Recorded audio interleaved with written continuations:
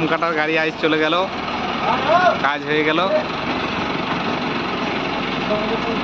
আবার পরের বছর, এটা আমাদের বর্ধমান গলসির গাড়ি। কাজ যেহেতু কমপ্লিট, তাই তারা গাড়ি ধোয়া মোছা করে আবার চলে যাচ্ছে। তারা লোকালে এবার ধান কাটবে।